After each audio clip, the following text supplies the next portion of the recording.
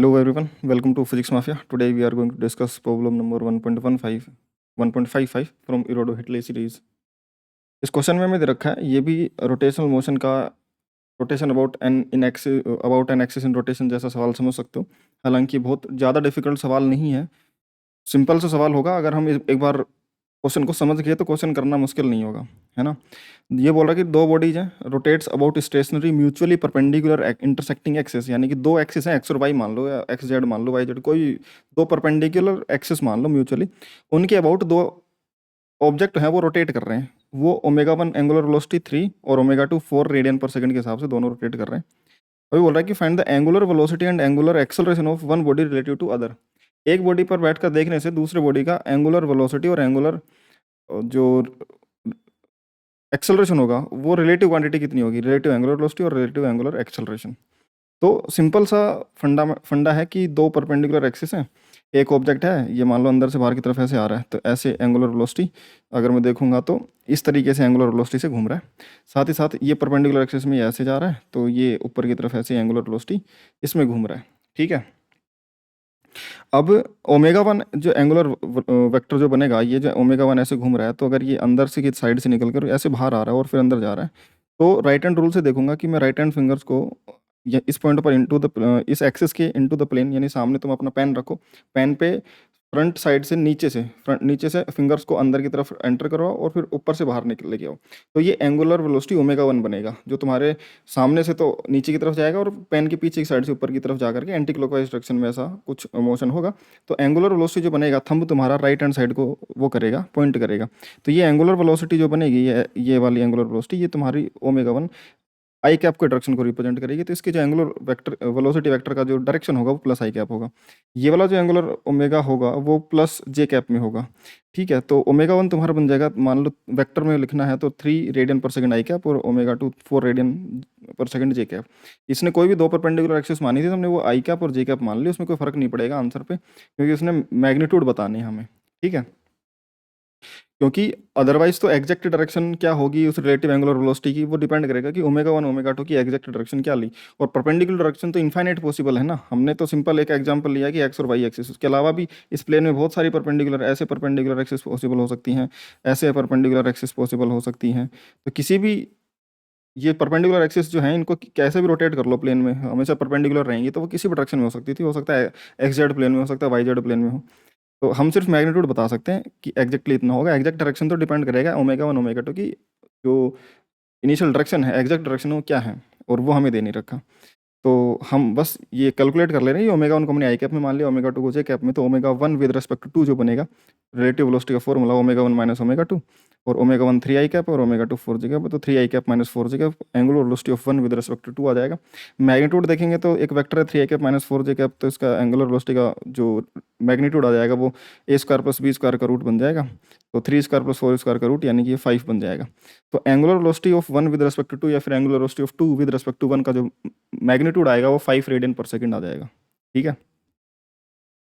Next part में हमसे बोला गया था कि एंगुलर वेलोसिटी के साथ साथ हमें एंगुलर एक्सेलरेशन भी निकालना है, यानी कि वो जो एंगुलर वेलोसिटी है एक के रेस्पेक्ट में दूसरे की एंगुलर वेलोसिटी किस रेट से बदलेगी, वो एंगुलर एक्सेलरेशन भी। क्योंकि एंगुलर एक्सेलरेशन होता है rate of change of angular velocity, यानी किसी एक पर बैठकर देखने पर दूसरे की एंगुलर वेलोसिटी बदलती हुई भी दिखेगी, तो उसका रेट ऑफ चेंज भी बताओ। तो हम देखो यहाँ से अगर हम देखें तो हमारे पास ये ओमेगा 1 एंगुलर वेलोसिटी है इधर की तरफ, ये ओमेगा 2 एंगुलर वेलोसिटी ऊपर की तरफ। हम टॉप से देखते हैं ना, टॉप से देखते हैं तो हमें इसको ये पूरा सर्कल दिखेगा। अगर इसको टॉप से देखेंगे तो ये पूरा सर्कल दिखेगा, और इस पूरे सर्कल में सेंटर के अबाउट जो वाई एक्सिस होगी ये डॉट में दिखेगा। अगर हम ऊपर देखेंगे तो वाई एक्सिस डॉट में दिखेगा, और इसके अबाउट ये मान लो ये रेडियस की लाइन है और ये पॉइंट 2 है, ये पॉइंट 2 ओमेगा 2 एंगुलर वेलोसिटी से इसमें घूम रहा होगा। और ये एक्स एक्सिस है, इस एक्स एक्सिस के अबाउट ये ऑब्जेक्ट ऐसे घूम रहा है, एंगुलर वेलोसिटी ओमेगा 1 आई कैप इस तरीके प्लस आई कैप के अंदर ये ओमेगा 1 वेक्टर बन जाएगा इसका, ये ओमेगा 1 वेक्टर बन जाएगा, ठीक है। अब अगर तुम ध्यान से सुनोगे तो हमें ये बोला गया है कि सेकंड पार्टिकल पर बैठकर देखना है कि फर्स्ट पार्टिकल के साथ क्या होगा। ध्यान से देखोगे तो ग्राउंड फ्रेम में ये वाला पार्टिकल ऐसे घूम रहा होगा, यानी कि ये जो लाइन है, ये लाइन इस एक्स एक्सिस वाली लाइन जो इसकी एंगुलर वेलोसिटी है, इस एंगुलर वेलोसिटी ओमेगा 1 की डायरेक्शन में की जो लाइन है आई कैप, इसके लाइन के अलोंग ये आएगा, फिर दूर जाएगा, फिर इस तरफ उसके अलोंग आएगा, फिर दूर जाएगा। तो ये जो लाइन है जो इस एक्स सेंटर के अबाउट सेकंड पार्टिकल की ये लाइन है, ये इसके पास आएगी, फिर दूर जाएगी, फिर पास आएगी। यानी कि ये लाइन जिस वेलोसिटी से पास आ रही है, इस लाइन की ये ओमेगा टू एंगुलर वेलोसिटी से पास में आ रही है। अगर मैं इस पे बैठ जाऊंगा और इसको रोक दूंगा तो फिर वो जो एंगुलर वेलोसिटी होगी वो इस लाइन को मिलेगी कि वो अब ये वाली जो लाइन है ओमेगा टू की एंगुलर वेलोसिटी से उसके पास जाना पड़ेगा, क्योंकि किसी भी बैठ के देखूं मोशन तो ये वाला जो इन दोनों लाइनों के बीच का एंगल जो है वो जिस रेट से चेंज हो रहा होगा वो तो ओमेगा टू है ना। ओमेगा टू के रेट से एंगल कम होना चाहिए, या तो ये इसके पास आए या फिर ये इसके पास जाए। तो अब अगर मैं इस पे बैठ गया तो ये तो रुक जाएगा, यानी कि अब ये जो लाइन है ये इसकी तरफ जाएगी, यानी कि इसकी जो एक्सिस है अब ये इसकी एक्सिस इसकी तरफ घूमना स्टार्ट कर देगी। समझ में आ गई क्या बात? ये इसकी एक्सिस अब इसकी तरफ घूमना स्टार्ट कर देगी। तो अब हम बोलेंगे कि देखो with respect to two second के रेस्पेक्ट में बात करेंगे तो ये रेस्ट में आ जाएगा, और एक्स एक्सिस अब उसके रेस्पेक्ट में उसकी तरफ घूमना स्टार्ट कर देगा। यानी कि अगर ये ओमेगा टू से इधर की तरफ इसको प्लस ओमेगा टू बोल रहे थे तो अब ये माइनस ओमेगा टू के हिसाब से उसकी अपोजिट डायरेक्शन में ओमेगा टू एंगुलर वेलोसिटी से घूमना स्टार्ट कर देगा क्लॉकवाइज डायरेक्शन में। ठीक है, तो विद रिस्पेक्ट टू टू अगर मैं बैठ के देखूंगा तो टू तो रुक जाएगा यहाँ पर, जो टू होगा टू यहाँ पर रुक जाएगा, ऐसे कैसे ऐसे समझ सकते हो। सेकंड जो पार्टिकल होगा वो यहाँ पर रुका हुआ होगा, साथ ही साथ इसको ऐसे बोल सकते हैं ये वाला पार्टिकल यहाँ पर रुका हुआ होगा, और ये वाली जो एक्सिस होगी वो उसकी तरफ उसके अराउंड ऐसे घूमना स्टार्ट कर चुकी होगी। अब ये जो रिंग है ये रिंग इसके चारों तरफ ऐसे ओमेगा टू एंगुलर वेलोसिटी से घूमना स्टार्ट कर चुकी होगी। इसका एंगुलर वेलोसिटी पहले इधर थी, फिर इधर होगी, फिर इधर होगी, तो ये एंगुलर वेलोसिटी इसके चारों तरफ एक्सिस में उसकी एक्सिस खुद उसके अराउंड घूमना स्टार्ट कर चुकी होगी। अब क्योंकि ओमेगा टू जो था, ओमेगा टू जो एंगुलर वेलोसिटी थी ये तो कांस्टेंट थी। अब अगर इस पॉइंट के अबाउट कोई ऑब्जेक्ट ऐसे घूमेगा तो क्लॉकवाइज, अगर ये ऐसे ओमेगा टू कांस्टेंट था तो इसके रेस्पेक्ट में देखने पर जो ऐसे रिलेटिव ओमेगा टू आया वो ओमेगा टू भी कांस्टेंट ही होगा, तो उसकी वजह से तो कोई एंगुलर एक्सेलरेशन आएगा नहीं। तो एंगुलर एक्सेलरेशन दिखेगा क्यों इसका? क्योंकि जो इसके खुद की एंगुलर वेलोसिटी है उसकी डायरेक्शन पहले वो इस डायरेक्शन में थी, अब इस डायरेक्शन में बदल रही है। जैसे सेंट्रीपिटल एक्सेलरेशन की डायरेक्शन बदलती है ना, वैसे ही सेंटर की तरफ हमेशा रहेगी, इस पॉइंट की तरफ। तो ओमेगा वन जो एंगुलर वेलोसिटी है उसकी डायरेक्शन बदल रही है। एंगुलर वन ओमेगा वन जो एंगुलर वेलोसिटी उसका मैग्नीट्यूड भी नहीं बदल रहा, क्योंकि ओमेगा वन और ओमेगा टू के मैग्नीट्यूड तो वैसे बराबर है। इसकी तो डायरेक्शन भी क्लॉकवाइज ही हमेशा, लेकिन इसकी प्लस आई कैप में है, फिर आई जे कैप ऐसे आई, फिर ये इस तरफ, फिर ये इस तरफ। तो इसकी जो डायरेक्शन है ओमेगा वन की वो बदल रही है लगातार, इस वजह से उसको उसकी एंगुलर एक्सेलरेशन दिखाई देगी। तो मैं मान लेता हूँ कि इनिशियली जब ये यहाँ पर था उसके कुछ समय बाद में ये मान लो ओमेगा वन वेक्टर के जो होना था वो इस तरफ आ गया, ये ऐसे था, फिर ये इस तरीके से आ गया, और मान लो एंगल थीटा घूम गया। और थीटा तो क्योंकि ये जो एक्स एक्सिस होगी अब थीटा जो एंगल कवर करेगी ओमेगा टू एंगुलर वेलोसिटी करेगी, तो मान लो टी टाइम में जो थीटा एंगल कवर करती है वो ओमेगा टू इंटू टी करती है, तो डिफ्रेंशिएट कर देंगे d theta by D T omega two, यानी कि जो डी थीटा कवर करेगी वो omega two into D t होगा। सिंपल, डी थीटा मान लो छोटा सा डिस्प्लेसमेंट डी थीटा इसने लिया, वो omega two into D T के बराबर होगा डी टी टाइम के अंदर।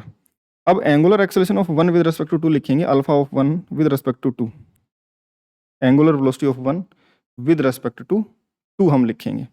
तो एंगुलर वेलोसिटी क्या लिखेंगे, डी ऑफ रिलेटिव ओमेगा जो बनेगा, angular velocity of one with respect to two जो होगा उसका रेट ऑफ चेंज जो होगा डी बाई डी टी, वही angular acceleration of one with respect to two बनेगा।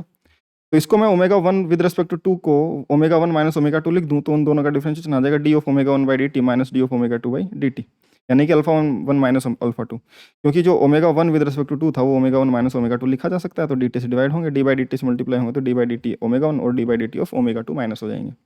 ओमेगा टू क्योंकि कॉन्स्टेंट है डायरेक्शन और मैग्नीट्यूड दोनों में ही, क्योंकि ओमेगा टू हमेशा क्लॉकवाइज है, क्लॉकवाइज यानी कि इनटू द प्लेन ही है, उसकी डायरेक्शन बदल नहीं रही, लेकिन ओमेगा वन की डायरेक्शन बदल रही है सिर्फ और सिर्फ। हम बोलेंगे कि ओमेगा टू का तो डायरेक्शन और मैग्नीट्यूड दोनों ही कॉन्स्टेंट है, इस वजह से उसका रेट ऑफ चेंज तो अल्फा टू तो वैसे ही जीरो है,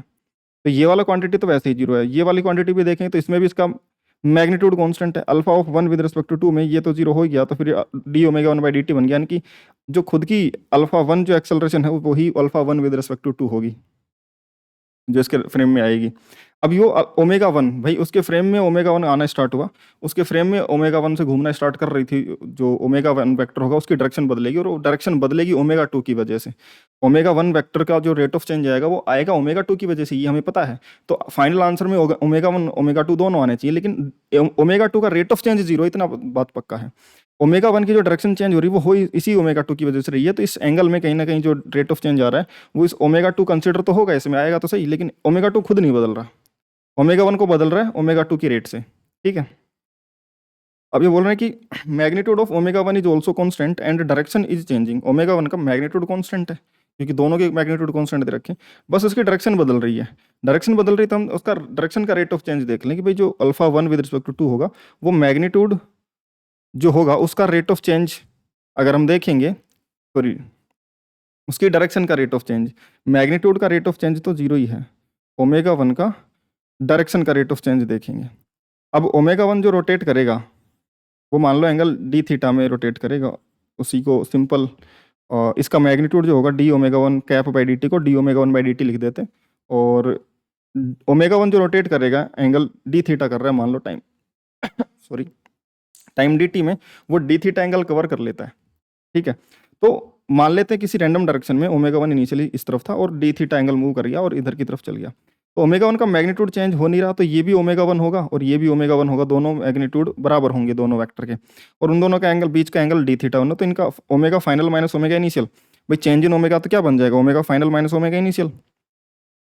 तो ओमेगा फाइनल माइनस जो ओमेगा इनिशियल होगा, final vector minus initial vector, दो वेक्टर का सब्ट्रैक्शन करना है, दोनों वेक्टर के बीच का मैग्नीट्यूड इक्वल है और उन दोनों के बीच का एंगल थीटा है, तो जो सब्ट्रैक्शन बनेगा वो 2a sin थीटा बाई 2 बनता है। अगर दो वेक्टर a और a मैग्नीट्यूड के एंगल थीटा है तो addition 2a cos theta by 2 subtraction 2a sin theta by 2। या फिर मैं तुम्हें बता भी सकता हूँ कैलकुलेशन ट्रायंगल से भी, क्योंकि ये दोनों साइड बराबर हैं, ओमेगा 1 ओमेगा 2, ओमेगा 1 ओमेगा 1, यहाँ से परपेंडिकुलर डाल लो, तो परपेंडिकुलर बाइसेक्टर यहाँ से एंगल भी बाइसेक्ट करेगा, तो ये डी थीटा बाई 2 बन जाएगा, डी थीटा बाई 2। अच्छा, ये जो ओमेगा 1 है उसका cos d theta by 2 component ये बनेगा, तो sine d theta by 2 component ये बनेगा, तो omega 1 sine d theta by 2 और ये कॉम्पोनेंट इस वाले ट्राइंगल से omega 1 d sine theta by 2, दोनों जोड़ देंगे 2 omega 1 d sine theta by 2, ये तुम्हारा ये बन जाएगा डी ओमेगा 1, ओमेगा 1 में जो चेंज आया वो। तो तुमने लिखा कि जो ओमेगा 1 में चेंज आएगा डी ओमेगा 1, सिंपल हम लिख सकते हैं कि 2 omega 1 d theta by 2 sine d theta by 2, और क्योंकि थीटा हमने बहुत स्मॉल माना है तो ये बन जाएगा डी थीटा बाई 2, 2 से 2 कट जाएगा, तो ओमेगा 1 इंटू डी थीटा ये बन जाएगा सिंपल। ठीक है, अब डी थीटा हमने निकाल रखा था omega 2 into D T time के अंदर जो आया था छोटे से टाइम इंटरवल के अंदर, तो D theta omega 2 into D T, कि भाई जो ओमेगा 1 चेंज घूमेगा वो घूम तो ओमेगा 2 की स्पीड से रहा है, तो डी थीटा जो कवर करेगा डी टी टाइम में वो ओमेगा 2 इंटू डी टी करेगा। तो जो डी ओमेगा 1 है इसमें 2 से 2 कट गया था, ओमेगा 1 डी थीटा है, इसमें डी थीटा की जगह रख देंगे ओमेगा 2 डी टी, तो omega 1 into omega 2 D T, और डी टी इधर चला जाएगा तो D omega 1 by D T, तो ओमेगा 1 का जो रेट ऑफ चेंज है वो ओमेगा 1 इंटू ओमेगा 2 के बराबर आ जाएगा, और यही angular acceleration of 1 with respect to 2 है, ओमेगा 1 इंटू ओमेगा 2, सिंपल। ठीक है, और ओमेगा 1 और ओमेगा 2 3 और 4 दे रखे हैं, तो रिलेटिव जो एंगुलर वेलोसिटी आ जाएगी वो 12 रेडियन पर सेकंड स्क्वायर बन जाएगी। आई होप कि ये चीज़ें तुम्हें क्लियर होंगी, इसमें कोई डाउट तुम्हें बचा नहीं होगा। उसके अलावा कोई डाउट हो तो तुम टेलीग्राम चैनल पर आकर के टेलीग्राम चैनल ज्वाइन कर लेना, वहाँ पे सारे क्लासेस की अपडेट्स वगैरह तुम्हें मिल जाती हैं, और अपना फिजिक्स माफिया का जो डाउट ग्रुप है, माफियाज डाउट ग्रुप, वो तुम टेलीग्राम पर जाकर सर्च करोगे तो वहाँ पे तुम्हें मिल जाएगा, अदरवाइज इन दोनों की लिंक डिस्क्रिप्शन में भी गिवन है, तुम वहाँ से भी जाकर के ज्वाइन कर सकते हो। ठीक है, यहाँ पे तुम अपने जो भी प्रिपरेशन से रिलेटेड या सब्जेक्ट से रिलेटेड कोई भी डाउट हो तो मुझसे पूछ सकते हो। तो मिलते हैं भाई नेक्स्ट वीडियो में, तब तक के लिए बाय।